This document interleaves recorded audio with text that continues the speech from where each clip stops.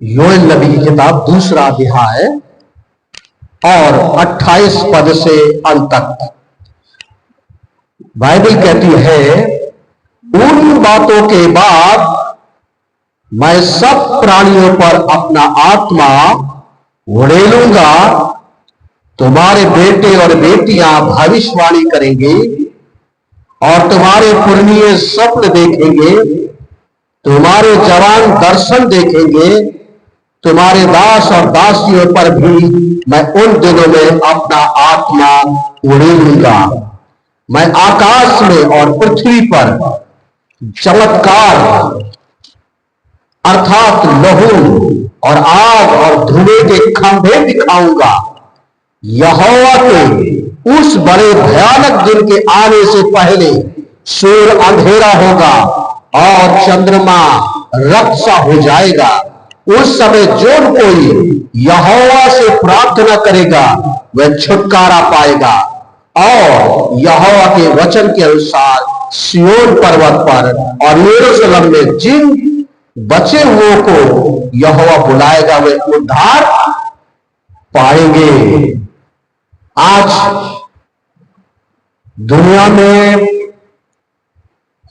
कटनी का पर्व यानी पेंटेकोस्ट का दिन के रूप में मनाया जाता है,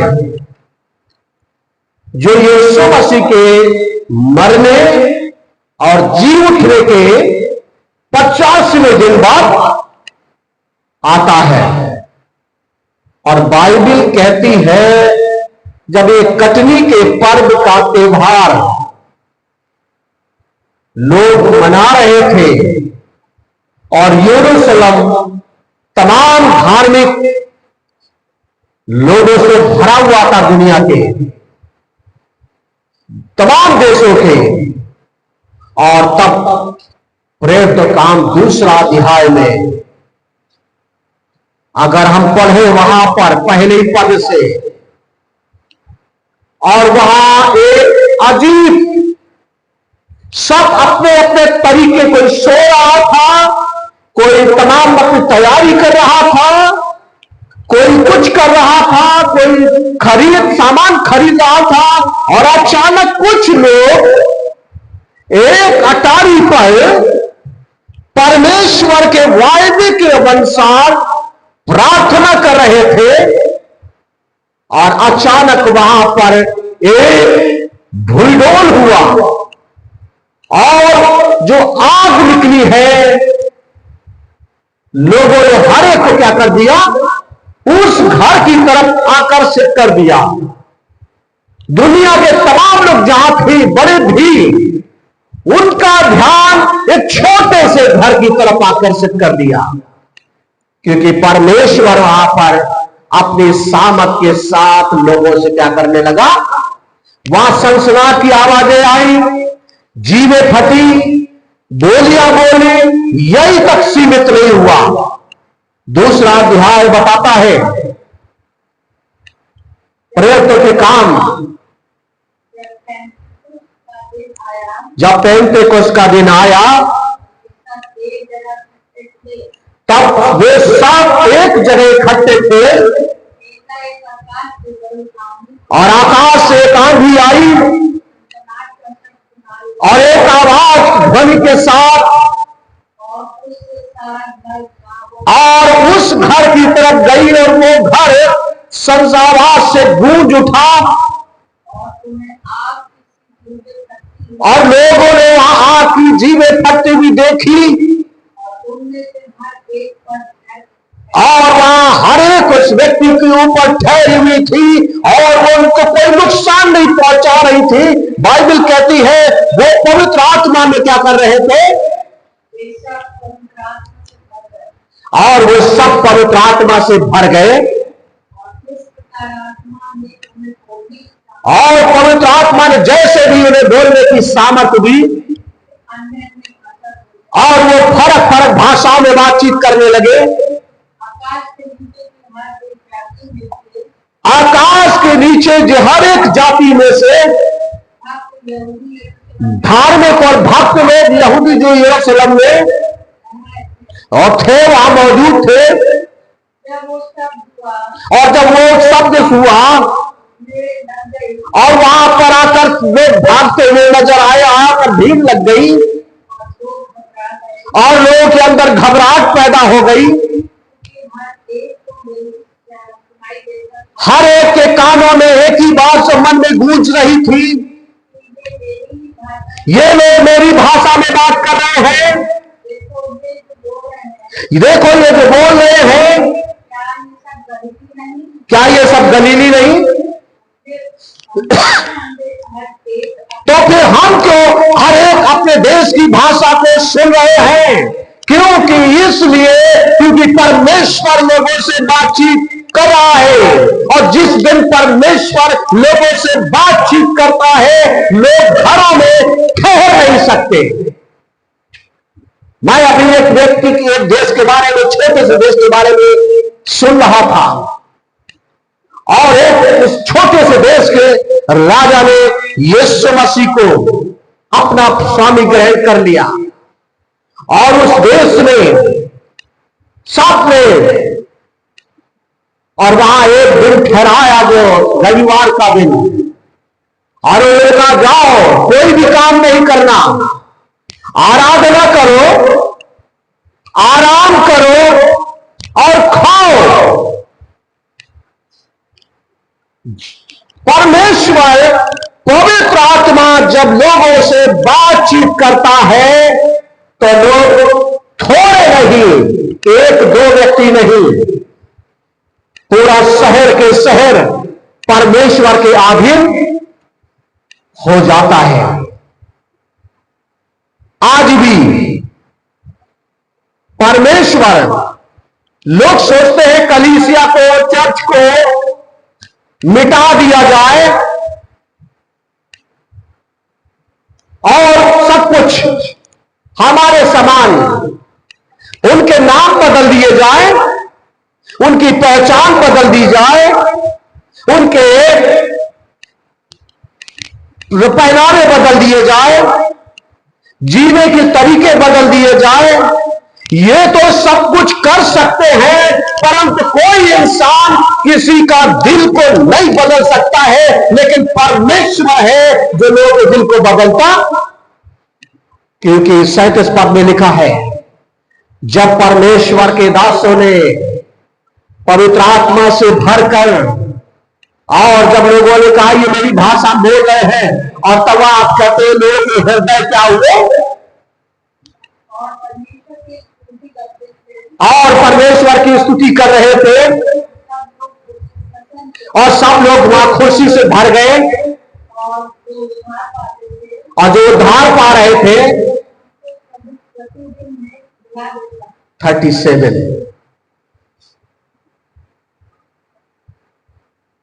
37 2 का,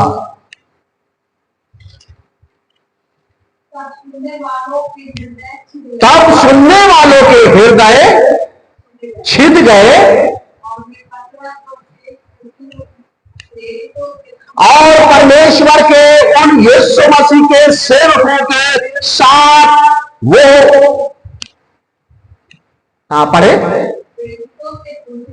और तब उनसे सवाल खड़ा हो गया, पूछने लगे, हे भाइयों हम क्या करें? पतरस ने उनसे कहा, मन फिराओ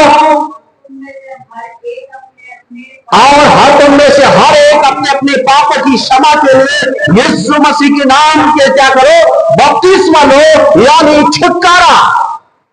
परमेश्वर का वचन हमें बताता है, बाइबल बताती है, जब पवित्र आत्मा ने लोगों से बातचीत करी, 3000 लोगों ने अपने जीवन को परमेश्वर को एक पल में क्या कर दिया, समर्पित कर दिया। बाइबल कहती है जब परमेश्वर के सब कुछ इंसान करने के प्रयास करता है, और तब लोग क्या कहते हैं, प्रकाशित 5:39 पद में कहता है, तुम परमेश्वर के सब कुछ तो बदल सकते हो, लेकिन परमेश्वर का वचन कहता है तुम परमेश्वर के कामों को कदापि मिटा नहीं सकोगे।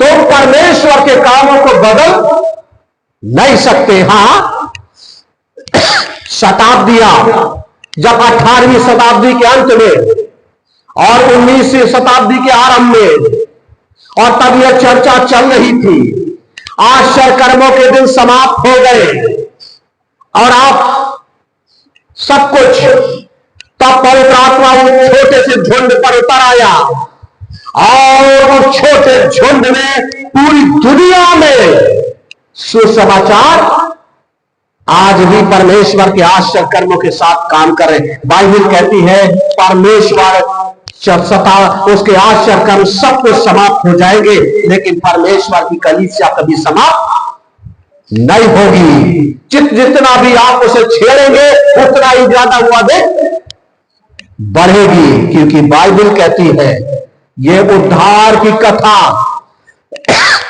मूर्खों के लिए विनाश की है, लेकिन उद्धार की पता जीवन पाने वालों के लिए सामर्थ है। और यही सामर्थ की कथा परमेश्वर ने प्रेरितों के द्वारा उस शताब्दी में उस समय प्रचार किया और बांटा, और लोग अपने जीवन को क्या किए, परमेश्वर को समर्पित किया।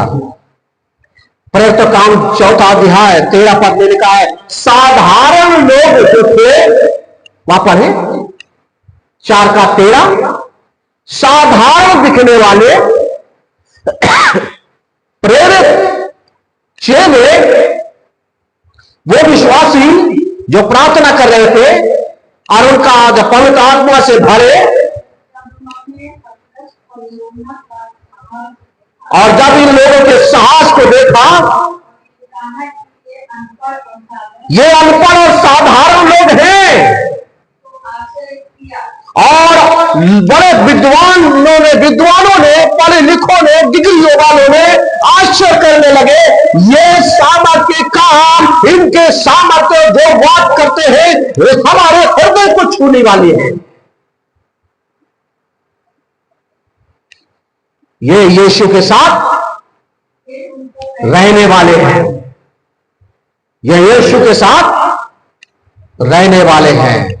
परमेश्वर का वचन हमें इस बात की, दुनिया के तमाम लोगों ने, हम बार बार बताते हैं, दूसरा राजा 5वें अध्याय में 17 पद में नामान भी चिल्ला उठा, इज़राइल को छोड़ कोई और परमेश्वर नहीं है। नबूकदनेस्सर राजा ने कहा, सदा युगल कर रहने वाला परमेश्वर, इनका परमेश्वर की सिवा दुनिया में कोई परमेश्वर नहीं है। इनका परमेश्वर, दनियल किताब 6वें अध्याय में बताता है, इनका परमेश्वर बचाने वाला और छुड़ाने वाला परमेश्वर, युगायुग जीवित रहने वाला, और वही पृथ्वी पर आज से अंत तक शासन करने वाला परमेश्वर है। दुनिया में कोई और नहीं है। वो परमेश्वर का वचन कहता है, जब वो परमेश्वर लोगों से बातचीत करता है तो साधारण लोग शेरों के समान दौड़ते हैं। परमेश्वर उन्हें इस योग्य बना देता है। परमेश्वर उन्हें अपनी बात उनसे बोलकर के बात करता है, और आज भी लोगों से बात कर रहा है। लोगों ने जब हृदय में परमेश्वर का वचन गया, वो घुसता चला गया और हृदय को चीरता चला गया और सारे तमाम सर्जरी करता गया, और जितने भी वहां पर गड़बड़ियां थी ठीक हुई, और लोग कहने लगे हम क्या करें, दिमाग खुल गए, आंखें खुल गई, नींद से जाग उठे, सारा विवेक जाता रहा, और एक ही बात मुंह से निकली। फिलिपियों की पत्री 2 अध्याय, फिलिपियों की पत्री 2 अध्याय, और वहां 9 पद से 11 पद तक पढ़े। बहुत धीमी चाल है। वहां लिखा है इस प्रकार से, इस कारण परमेश्वर ने उसको अति महान भी किया और उसको वो नाम दिया जो सब नामों में श्रेष्ठ है, कि जो स्वर्ग में और पृथ्वी पर, यहां आकाश का नाम नहीं है। आकाश को परमेश्वर ने, क्योंकि आकाश में कोई है जो हमें उद्धार से रोकता है। और यहां पर लिखा है स्वर्ग और पृथ्वी में कोई, और पृथ्वी के नीचे सब यीशु के नाम से क्या करे, घुटने टेके, और परमेश्वर पिता के लिए हर एक जीव यीशु को क्या कर ले, स्वीकार कर ले, यीशु ही मसीह प्रभु है। यह साधारण नहीं है, परंतु पवित्र आत्मा जब लोगों से बातचीत करता है तो तमाम लोग अपने जीवन में सवाल खड़े कर देते हैं, हमारा परमेश्वर कैसा परमेश्वर है। उन लोगों के जीवन में सवाल खड़े हुए और उन्होंने यीशु को अपना जीवन सौंप दिया। उन्होंने पूछा, वो धार्मिक भक्त लोगों ने पूछा, कठोर अहंकारियों ने कहा ये नशे में है, इन्होंने नशा कर रखा है, लेकिन वो विनाश में चले गए। लेकिन उद्धार पाने वालों ने क्या कर दिया, अपने जीवन को प्रभु को सौंप दिया। परमेश्वर करे हर एक व्यक्ति परमेश्वर की पवित्र आत्मा, क्योंकि जब पवित्र आत्मा लोगों से बातचीत करता है तो गुप्त बातें भी जो कोई नहीं जानता वो उनसे बातचीत करने लगता है। सब भेद की बातें खोल, क्योंकि वो श्रेष्ठ परमेश्वर क्या आत्मा है, और उसी श्रेष्ठ परमेश्वर ने हम सबों को आज ये सुंदर अवसर दिया कि हम परमेश्वर की महिमा करें, प्रभु की स्तुति करें। प्रभु अपने वचन पे आशीष दे कि परमेश्वर अंतिम दिनों में क्या करने वाला है। उस समय कहा गया, लेकिन आज हम अंतिम क्षणों में खड़े हैं। कभी भी हर आदमी के मुंह से निकलता है, कभी भी कुछ हो सकता है, कोई बीमारी आ सकती है, कोई कंगाली आ सकती है, अकाल पड़ सकता है, भूकंप आ सकता है, विनाश हो सकता है, कुछ भी हो सकता है। बाइबल के अनुसार हम ऐसे समय में हैं। बाइबल कहती है दूसरा तीमुथियुस 3:5 में, आज अंतिम दिनों में कठिन समय होंगे, बहुत सारी कठिनाइयां होंगी, आर्थिक कठिनाइयां होंगी, पारिवारिक कठिनाइयां होंगी, व्यवसायिक कठिनाइयां होंगी, और भी धार्मिक और तमाम आपसी संबंध में, जीवन शैली में, खान पान में। और तब वातावरण कैसा होगा, कोई किसी की इज्जत नहीं करेगा, लोग तमाम तरीके का रूप तो होंगे, परंतु जीवन में कुछ भी सामर्थ शक्तियों से परहेज करेंगे। हम आज ऐसे ही समय में आकर खड़े हो गए हैं। हर आदमी अपनी ताकत दिखा रहा है, मेरे पास ये है, परंतु परमेश्वर का वचन बताता है परमेश्वर के अलावा कोई और नहीं है जो हमें घटाए और बढ़ाए। शैतान के पास भी ये पावर नहीं है कि वो किसी के जीवन को कुछ कर सके। बाइबल कहती है परमेश्वर ही है जो हमारे जीवन को, जब हम परमेश्वर की ओर होते हैं तो हमारे जीवन में अद्भुत काम करता है। इसलिए मेरे अजीजों, चमत्कार और चिन्हों के दिन का खत्म नहीं हुए, क्योंकि आश्चर्य कर्म करने वाला दानियेल की पुस्तक में कहता है यही परमेश्वर है वो आश्चर्य कर्म यीशु ने कहा, मेरे नाम से अंतिम दिनों में तुम ये सब कुछ कर सकोगे, शिक्षा दोगे, लोग विश्वास करेंगे, आधीनता में आएंगे, आज्ञाकारी बनेंगे, और परमेश्वर का वचन कहता है तुम्हारे द्वारा से अद्भुत चिन्ह होंगे। दुष्ट आत्माएं निकल जाएंगी, बीमारियां जाती रहेंगी, बहुत कुछ। परमेश्वर ने अपने लोगों को साधारण नहीं, बहुत ही प्रभावशाली और सामर्थी बनाया है। प्रभु करे हम इस बात को समझ पाए और उसकी आत्मा के सामर्थ्य में होकर के चले और प्रभु को महिमा दे। प्रभु अपने वचन पर आशीष। आइए प्रार्थना में चले। सर्वशक्तिमान परमेश्वर पिता,